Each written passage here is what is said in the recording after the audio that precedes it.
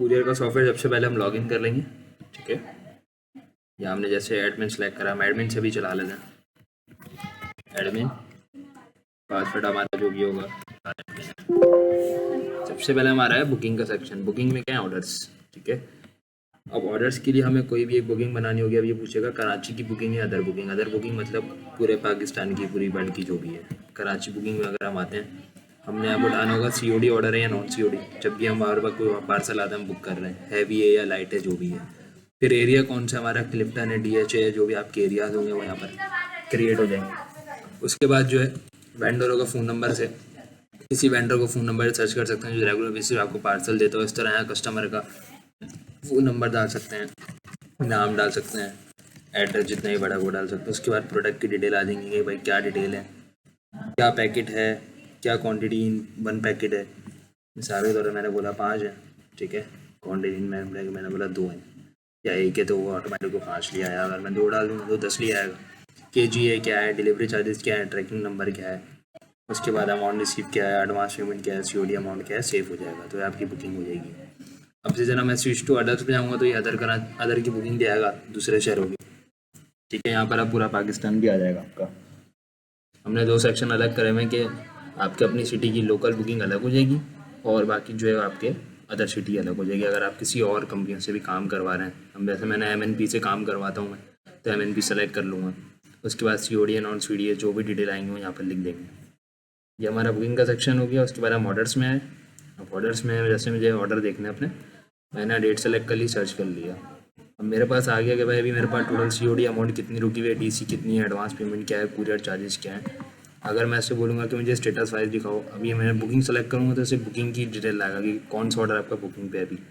फिर मैं अराइव बोलूँगा तो अराइव के लाएगा। फिर मैं बोलूँगा डिस्पैच के ऑर्डर कौन से, और डिस्पैच के सारे ऑर्डर लिया है, सबकी डिटेल है, फ़ोन नंबर क्या है, एड्रेस क्या है, कस्टमर का MNP से आपने सर्विस कराई है, किससे कराई है, फैब्रिक आइटम है, क्या आइटम है, मतलब हर चीज़ डिटेल आपको सामने मिल रही है, ठीक है। इसी तरीके से अगर मैं बोलूँगा कि भाई डिलीवर है तो सिर्फ डिलीवर ऑर्डर लेकर आ जाएगा। इस तरह मैं बोलूँगा सिर्फ रिटर्न ऑर्डर लाओ, इस तरह मैं बोलूँगा सेंड टू सेंडर लाओ, तो वो सारी चीज़ें लाता रहेगा, ठीक है।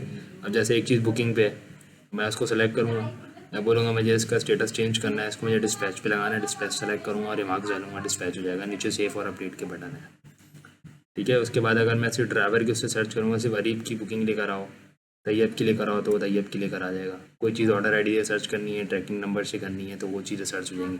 मैं बोलूँगा सिर्फ मुझे ज़ारा वाले के ऑर्डर चाहिए, तो उसे ज़ारा वाले के ऑर्डर लिया आएगा, ठीक है। तो ये सारा हिसाब किताब है। इस तरह वेंडर नूर आउटफिट, वेंडर वो है जो आपसे रेगुलर आपके जो वेंडर होते हैं, जो आपको रोज़ाना के पार्सल दे दोगे भाई इधर उधर भेजने, तो वो वाला सारा हिसाब किताब है।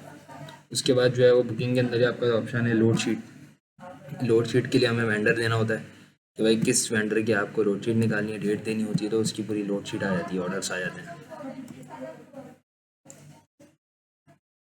यहाँ पर उसकी सारी डिटेल आ जाएंगी, जो भी लोड शीट है वो की PDF बन जाएगी, जितनी भी रिपोर्टिंग है सबकी PDF बन सकती है। उसके बाद शिपिंग लेवल है, किसी भी चीज़ के आपको लेवल प्रिंट करने हैं, हम यहाँ पर जोन सेलेक्ट करेंगे। जोन भी बनते हैं सॉफ्टवेयर के अंदर के भाई, अब आपने बोल दिया कि 4 एरियो का एक जोन बन जाए, इसका अलग जोन, जोन वाइज डिवाइड कर सकते हैं हमने ऑर्डर्स को, ठीक है। अब जोन के लिए क्या है,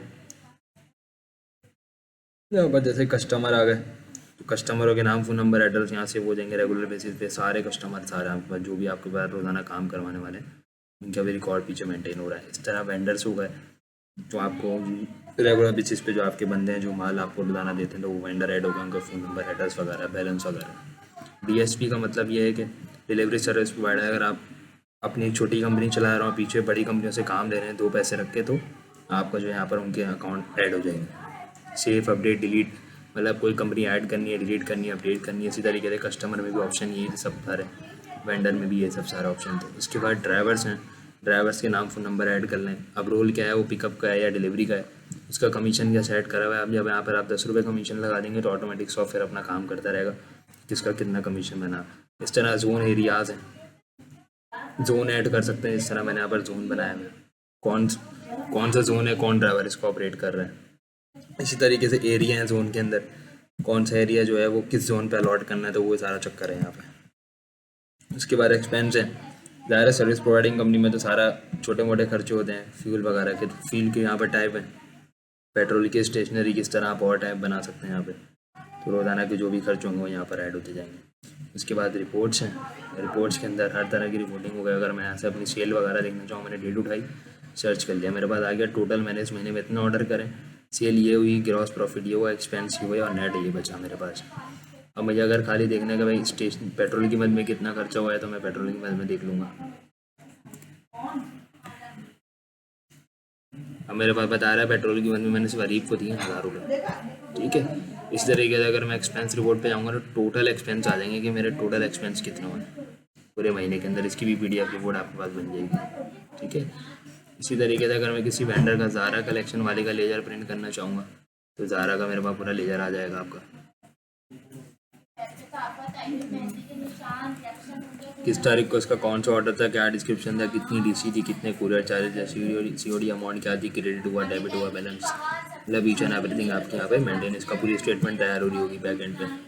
इस तरह अगर मैं किसी MNP का लेजर देखना चाहूँगा तो मैं MNP का लेजर देख लूँगा, तो पता चल जाएगा पूरे महीने मैंने MNP से क्या काम करा है, क्या उधार है, क्या नहीं है, ठीक है। इसी तरीके से किसी ड्राइवर का लेजर देखना चाहूँगा, मैंने बोला अरीब का लेजर देखना है, तो अरीब का लेजर देख लूँगा।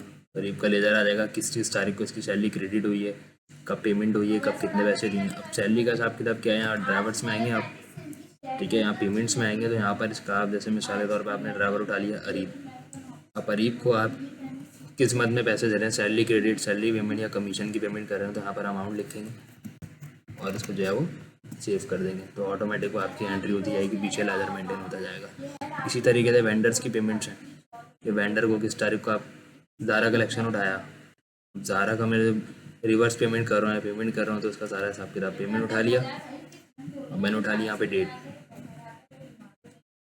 तो अब उसी हिसाब से जो है वो ज़ारा कलेक्शन के मेरे पास वो ऑर्डर लेकर आ जाएगा। अब मैं देखूंगा भाई किस ऑर्डर की पेमेंट मुझे रिसीव करनी है, मैं यहाँ से पेमेंट रिसीव कर लूँगा, ऑर्डर्स ऑटोमेटिक लेकर आ रहा है सॉफ्टवेयर। इसी तरीके से फिर DSP है, DSP की पेमेंट्स हैं। इस तरह MNP अगर आपको महीने की, हफ्ते की पेमेंट करता है, सारे ऑर्डर की डिटेल देता है, तो अब जैसे मैंने MNP उठा लिया, तो मैं इसकी ऑर्डर सेलेक्ट करूँगा, किसकी ऑर्डर ID कौन सी वहाँ से मेरी उनके पोर्टल पे क्लियर हो गई है, तो मैं यहाँ पर अमाउंट बनती जाएगी, उसको सेव कर दूँगा कि भाई इन ऑर्डर्स के मेरे पास पैसे आ गए। तो ये सारी चीज़ें बाकी डैशबोर्ड पे मुख्तसर सी चीज़ें लगी हुई हैं। रिपोर्ट्स के अंदर सारे काम मैंने आपको समझाए।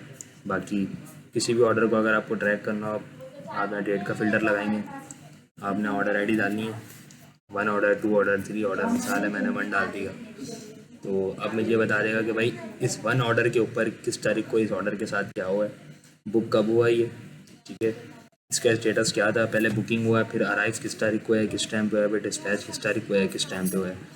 इसी तरीके से अगर आप लमसम अपने ऑर्डर की डिटेल देखना चाहेंगे, फिर इन स्टेटस टाइम वाइज रिपोर्ट आ जाएगी।